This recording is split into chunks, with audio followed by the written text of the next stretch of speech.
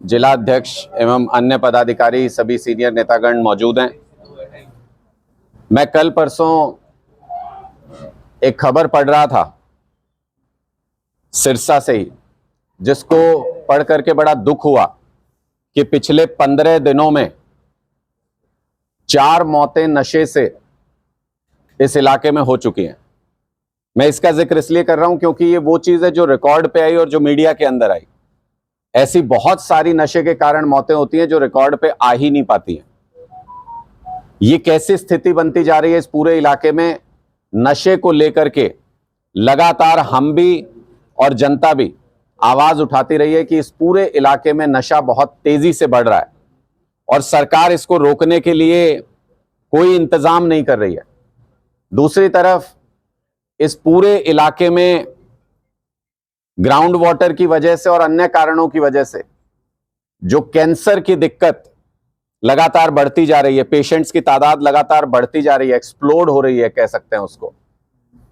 ऐसी स्थिति है कि यहां पर नशे के इलाज के लिए भी, कैंसर के इलाज के लिए भी विश्व स्तरीय मेडिकल सुविधाओं की जरूरत है।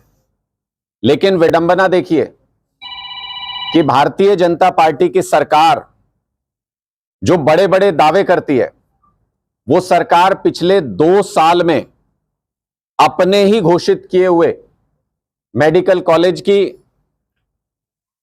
मल्टी स्पेशलिटी सरकारी अस्पताल की, मुझे नहीं लगता नींव भी आज तक ढंग से रख पाए हैं, उसकी शुरुआत कर पाए हैं, उसके टेंडर क्लियर कर पाए हैं। 6 महीने में बताते हैं 2-2 बार तो उसके टेंडर रद्द हो चुके हैं। जो टेंडर प्रक्रिया है वो अगर 600 दिन बीत जाने के बाद भी अगर शुरू ना हो तो इसका मतलब कि सरकार की नीयत नहीं है इस काम को कराने की, और सरकारी दफ्तरों के सरकारी प्रक्रिया में चक्कर लगा लगा के लोगों को बेवकूफ बनाने की कोशिश भारतीय जनता पार्टी की सरकार कर रही है। चूंकि कल मुख्यमंत्री आ रहे हैं यहां पर, इसलिए आम आदमी पार्टी उनसे यह सवाल पूछना चाहती है कि मुख्यमंत्री जी, जो पुराने और नाकाम मुख्यमंत्री थे भारतीय जनता पार्टी के, मनोहर लाल जी, उनको तो आपने बदल दिया, लेकिन बदले में क्या लेकर के आए यह जानने का अधिकार भी हरियाणा के लोगों को है, सिरसा के लोगों को है। अगर एक खराब आइटम को बदल के दूसरा खराब आइटम ले आए हो तो फिर इससे लोगों का तो कोई भला नहीं होने वाला। इसलिए हम ये उम्मीद करते हैं कि जब कल मुख्यमंत्री जी यहां पर आएंगे तो ऑन रिकॉर्ड ये बताएंगे कि क्या वजह रही कि उनकी सरकार 2 साल के समय में भी इस सरकारी अस्पताल की शुरुआत नहीं कर पाई, इसके टेंडर्स क्लियर नहीं कर पाई, इसकी नींव तक नहीं रख पाई। और क्या नशे से बाहर निकालने का सिरसा को, इस पूरे इलाके को, उनके पास कोई मास्टर प्लान है? उनके पास क्या वो सोचते भी हैं इसके बारे में कि नशे की समस्या इतनी ज्यादा बढ़ चुकी है, इससे बाहर कैसे निकालेंगे? कैंसर जो लगातार अपने यहां पर फैलाव करता जा रहा है, लगातार लोगों को अपनी चपेट में ले रहा है, क्या उसके इलाज की कोई व्यवस्था आज के दिन में सरकार के पास है? और भविष्य में जो अस्पताल बनना है जहां पर वो सुविधा हो सकती है, उसके बारे में क्यों सरकार अभी तक विचार नहीं कर पाई? ये जो आनन फानन में घोषणाएं कर रहे हैं कि ये दे देंगे, वो दे देंगे, 50,000 नौकरी निकाल दी, 40,000 नौकरी निकाल दी, पिछले 10 साल में तो नौकरी दे नहीं पाए ढंग से। जो पेपर कराए लीक हो गए, जो रिजल्ट निकालते हैं नौकरियों का उसको कैंसिल कर देते हैं, कभी लेटर दे के वापस ले लेते हैं। जितनी कच्ची नौकरियां लगाई इन्होंने कौशल रोजगार में, उनका कोई भरोसा नहीं वो अगले साल दोबारा रहेंगी कि नहीं रहेंगी, वो सब कच्ची नौकरियां हैं। ऐसी स्थिति में जहां एक तरफ सरकार की योजनाओं की वजह से आम आदमी की कमर टूटी हुई है, चाहे वो प्रॉपर्टी आईडी हो, चाहे वो फैमिली आईडी हो, चाहे इनकी नौकरी को लेकर के योजनाएं हो, उन सारी चीजों से आम आदमी बहुत आहत है, बहुत परेशान है। और उसके बाद जो उसकी पहली जरूरत है कि मेडिकल सुविधाएं कम से कम ऐसी हो, फ्री हो और अच्छी हो, जिसकी वजह से आम लोगों को अपना इलाज कराने की सुविधा हो सके, नशे के शिकार बच्चों को उस लत से बाहर निकाला जा सके, उनका इलाज कराया जा सके। उसके लिए जो घोषणा मेडिकल कॉलेज की, जो अस्पताल की, उस पर 2 साल के बाद भी सरकार काम नहीं कर पाई। मेरा सिरसा निवासियों से भी आग्रह है कि जब कल मुख्यमंत्री जी आए तो उनसे पुरजोर तरीके से इस सवाल को पूछें। और मेरा मुख्यमंत्री जी से भी आग्रह है कि अगर आप सिरसा आ रहे हैं तो फिर यहां पर लबाबदार भाषण देके मत चले जाइएगा, सिरसा के लोगों को ये बताइएगा कि उनकी मूलभूत सुविधा जो अस्पताल की उनको चाहिए, उस पर 2 साल से कोई काम क्यों नहीं हो पाया। आपके कोई प्रश्न है तो आप पूछ सकते हैं। सर, विधानसभा चुनाव नजदीक है, क्या तैयारी आप लोगों की चल रही है? आम आदमी पार्टी ने पूरे हरियाणा के अंदर जन संवाद अभियान की शुरुआत की हुई है और आने वाले 2 सप्ताह में हरियाणा के एक एक गांव के अंदर हम जन संवाद करेंगे, लोगों से बात करेंगे, लोगों से चर्चा करेंगे, उनके सवालों को जानेंगे कि वो कैसी राजनीति चाहते हैं, किन मुद्दों पर राजनीति चाहते हैं। अरविंद केजरीवाल जी की गारंटीज को, हमारी विचारधारा को उन लोगों तक पहुंचाएंगे और ये एक इतना विशाल कार्यक्रम है कि 2 सप्ताह के अंदर हरियाणा के एक एक गांव के लोगों के बीच हम संवाद कर चुके होंगे।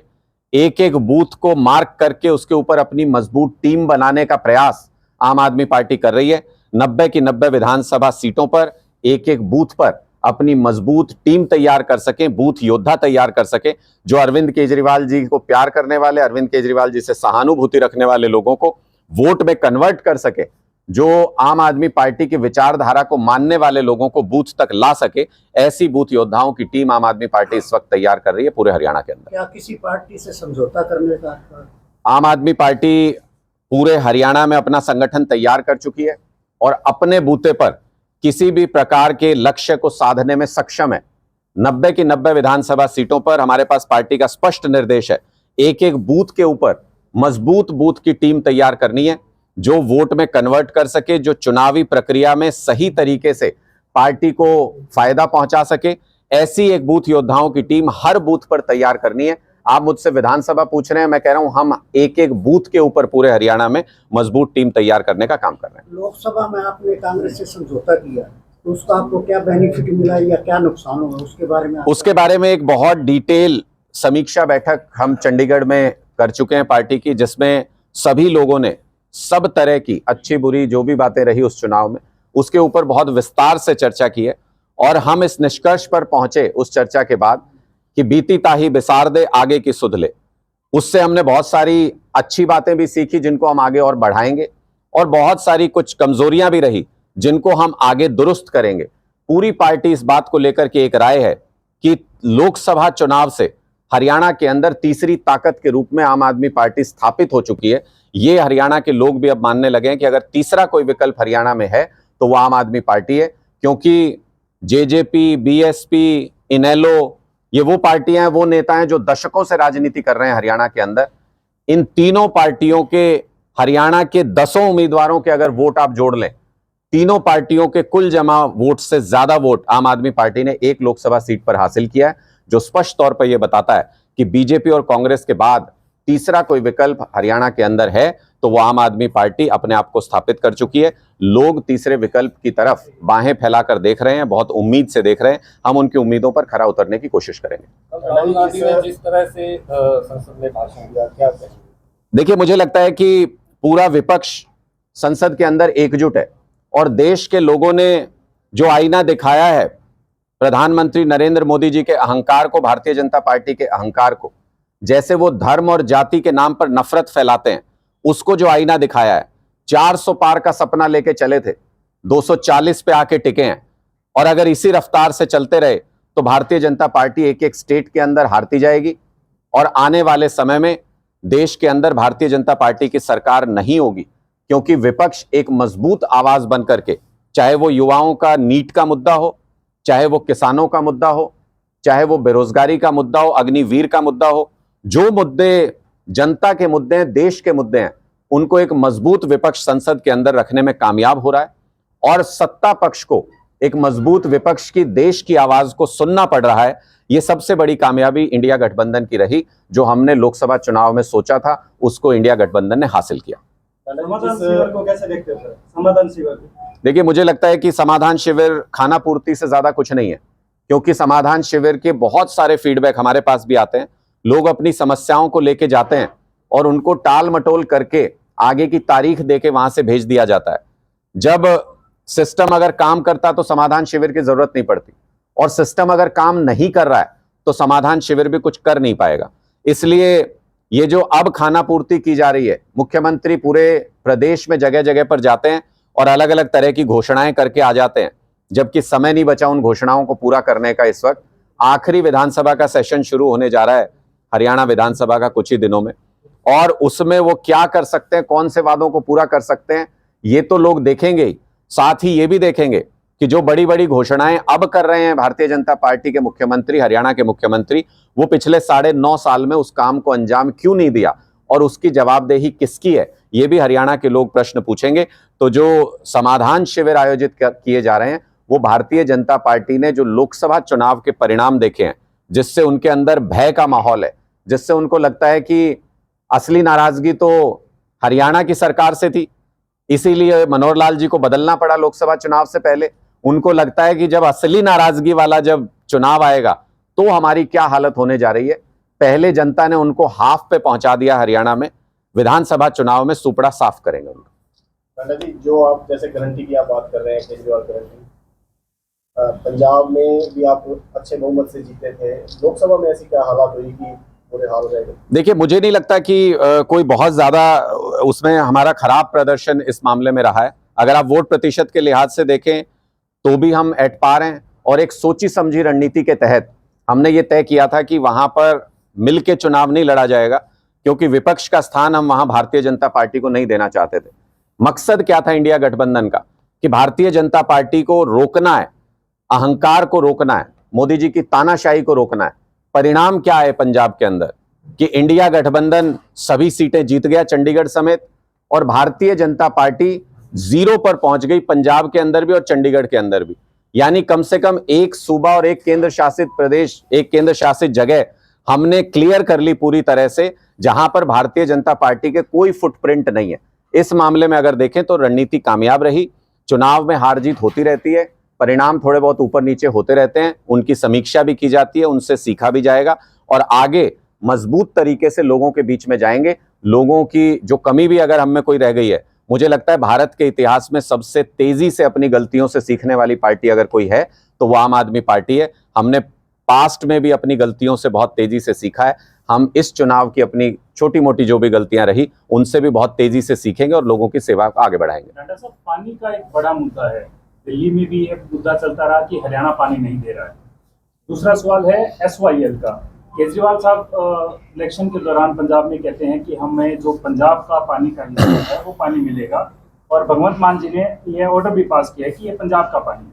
हरियाणा को क्या SYL का पानी मिल पाएगा? और जो दिल्ली में पानी पीने की समस्या आ रही है, हरियाणा पे आरोप लग रहा है, दोनों सवालों का क्या आप? देखिए, मुझे लगता है कि पानी का प्रश्न चाहे वो पूरे देश में कहीं भी हो, हम लोग ऐसे देश से आते हैं जो धर्म को, जो सबाब के काम करने वाले लोग हैं, जो लोगों की भलाई के काम करने वाले लोग हैं। मुझे नहीं लगता कि देश में किसी भी हिस्से में कोई भी व्यक्ति प्यासा रहना चाहिए। मुझे नहीं लगता कि अगर देश के किसी भी हिस्से को पानी की जरूरत है तो वहां पर किसी प्रकार की कोई कमी रहनी चाहिए। कमी कहां पर है इसको समझना जरूरी है। आज तक ये राजनीतिक पार्टियां इन मुद्दों के ऊपर सिर्फ और सिर्फ राजनीति करती आई है, कोई समाधान आज तक नहीं किया गया। ये अभय चौटाला जी कुरुक्षेत्र के चुनाव में गए जब भारतीय जनता पार्टी के एजेंट बनके, मैंने तो वहां भी स्पष्ट तौर पे कहा, मैंने कहा कि ये भाजपा के दलाल हैं, ये ताऊ के लाल नहीं है।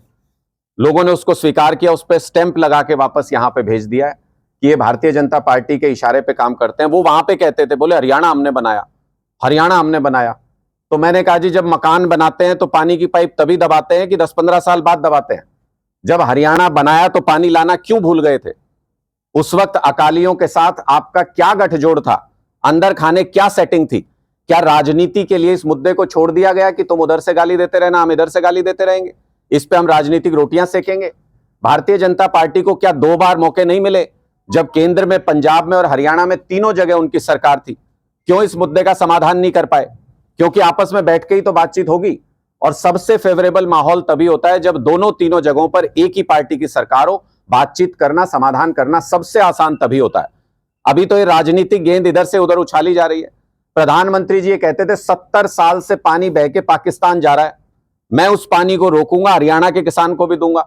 मैं आज पूछना चाहता हूं प्रधानमंत्री जी से, पिछले चुनाव में कहा था, अगला चुनाव भी हो चुका, वो पानी कहां है? पाकिस्तान का, दुश्मन देश का पानी नहीं रोक सकते आप। पंजाब का, हरियाणा का, राजस्थान का पानी मिले ना मिले, दुश्मन देश का पानी आप नहीं रोक सकते। ये सारे वो प्रश्न है जो इस बात पे सवाल खड़ा करते हैं कि आखिर इनकी मंशा क्या है, क्या इसका समाधान ये करना चाहते हैं या नहीं। आम आदमी पार्टी गूढ़ राजनीतिक मुद्दों का, प्रशासनिक मुद्दों का हमेशा समाधान करना चाहती है। हम इनके ऊपर राजनीति नहीं करना चाहते। इसलिए अरविंद केजरीवाल जी जब हरियाणा में आए थे, उन्होंने बहुत स्पष्ट तरीके से यह कहा था कि प्रधानमंत्री जी 15 मिनट का समय इस मुद्दे के ऊपर दें। वो इस मुद्दे का समाधान करना चाहते हैं, प्रधानमंत्री जी को इन्वॉल्व करना चाहते हैं। प्रधानमंत्री जी ने आज तक वो 15 मिनट का समय नहीं दिया। और जब भी मीटिंग होती है पानी के बारे में, मैं पूछना चाहता हूं प्रधानमंत्री जी क्यों नदारद रहते हैं उस मीटिंग से? क्यों नहीं अपने मुख्यमंत्रियों के साथ कभी भी बैठे? पंजाब के मुख्यमंत्री को भी बिठाएं, हरियाणा के मुख्यमंत्री को भी बिठाएं। क्यों आपसी संवाद के जरिए नहीं सुलझा सकते?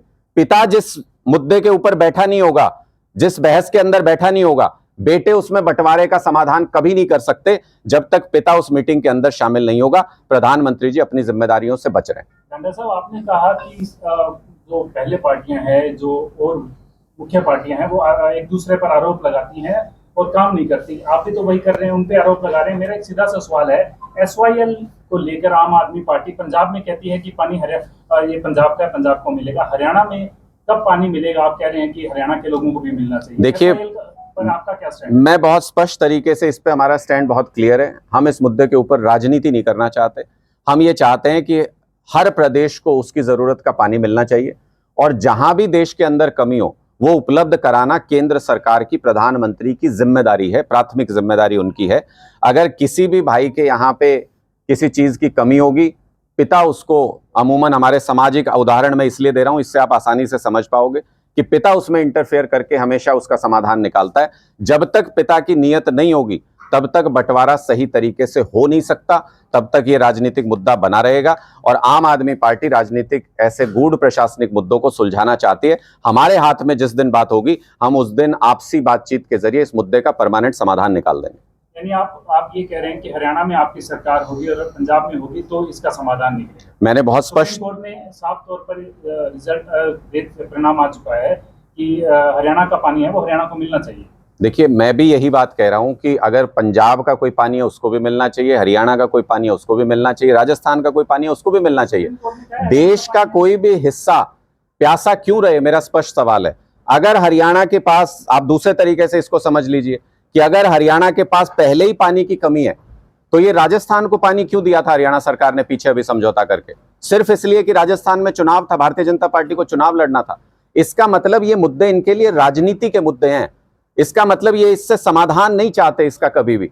ये हमेशा ये चाहते हैं, आप पूछ लो भारतीय जनता पार्टी की पंजाब यूनिट क्या कहती है, वो पानी दे रहे हैं क्या? वो क्या कहते हैं पंजाब के अध्यक्ष भारतीय जनता पार्टी के? वो कुछ बयान देते हैं, हरियाणा में उनकी पार्टी कुछ बयान देती है। तो इसका मतलब ये इस द्वंद्व को बनाए रखना चाहते हैं कि उधर से एक बॉल फेंको, इधर से एक बॉल फेंको और इस पे हमेशा राजनीति होती रहे।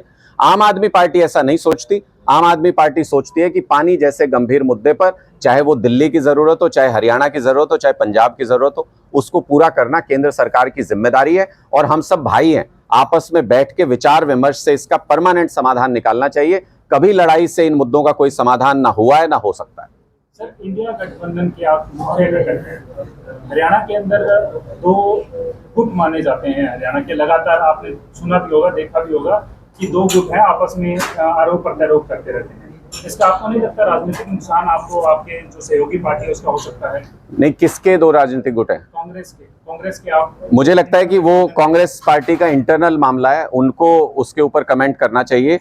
जहां तक मुझे लगता है कि आपसी विवाद से अगर किसी प्रकार का भी डिस्प्यूट हो लीडरशिप के अंदर, तो उससे लोगों के बीच में गलत मैसेज जाता है, उससे छवि को नुकसान जरूर होता है। लेकिन चूंकि वो उनकी पार्टी का आंतरिक मामला है, मैं उस पर कमेंट नहीं करना चाहूंगा। वो अपनी पार्टी का आंतरिक मामले पे खुद देखें। गठबंधन में ही चुनाव लड़ा जाएगा विधानसभा का? मैंने बहुत स्पष्ट तरीके से बताया आपको कि इंडिया गठबंधन लोकसभा चुनाव के लिए किया गया था, संविधान की रक्षा के लिए किया गया था। संविधान की कस्टोडियन केंद्र सरकार होती है, इसलिए केंद्र सरकार के चुनाव के लिए इंडिया गठबंधन किया गया था। अब विधानसभा के चुनाव हैं, हरियाणा के मुद्दों के ऊपर चुनाव होने हैं। 90 के 90 विधानसभा सीटों पर एक-एक बूथ के ऊपर हमें मजबूत तैयारी के निर्देश हैं, हमें मजबूत टीम बनाने के पार्टी हाईकमान से निर्देश हैं। Thank you.